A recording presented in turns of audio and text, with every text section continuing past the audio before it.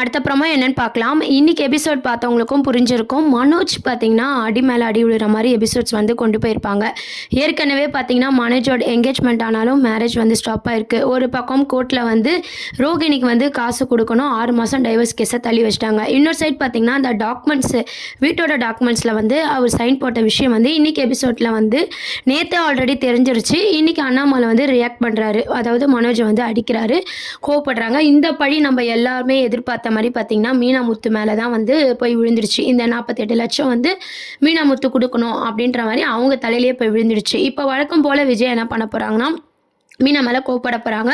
நீ மட்டும் இந்த தேர்தலில் ஜெயிக்காமல் இருந்திருந்தா சிந்தாமணி இப்படிலாம் எங்களை பழி வாங்கியிருப்பாள் அப்படின்னு சொல்லிட்டு எப்பவும் போல் வந்து கொஞ்சம் கூட லாஜிக்கே இல்லாமல் நம்ம விஜயோட கோவம் வந்து மீனா மேலே திரும்ப போகுது. முத்து மீனா வந்து எப்படி 3 மாதத்தில் 48 லட்சம் வந்து கொடுப்பாங்கன்னு தெரியல.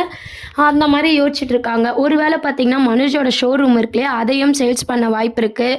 இல்லை அதில் வர லாபம் எதனா வந்து கேட்பாங்களா அப்படின்றதெல்லாம் வெயிட் பண்ணி பார்க்க வேண்டியது இருக்குது. இப்போ சிந்தாமணி யாருன்னு சொல்லி விஜயா புரிஞ்சுக்கிட்டாலும் மொத்த கோவமும் பார்த்தீங்கன்னா மீனா மேலே திரும்புகிற மாதிரி காமிச்சிருப்பாங்க.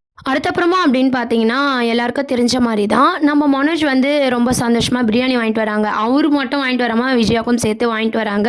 விஜயா ஆல்ரெடி வந்து பார்த்தீங்கன்னா அண்ணாமலை பேசினதில் கடுப்பாக இருக்காங்க இல்லையா. எதுவுமே தெரியாத மனோஜ் பார்த்தீங்கன்னா பிரியாணி வாங்கிட்டு வந்திருக்கேன், வாமா சாப்பிடலாம், அந்த கதையெல்லாம் விடு அப்படின்ற மாதிரி கேஷுவலாக நடந்துக்கிறாரு.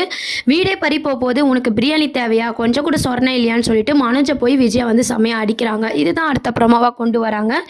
இப்போ வந்து மனோஜோட ஷோரூம் கண்டிப்பாக நம்ம முத்து மீனா கேட்பாங்க. ஏன்னா அவங்களால மட்டுமே இந்த 48 லட்சத்தை புரட்ட முடியாது.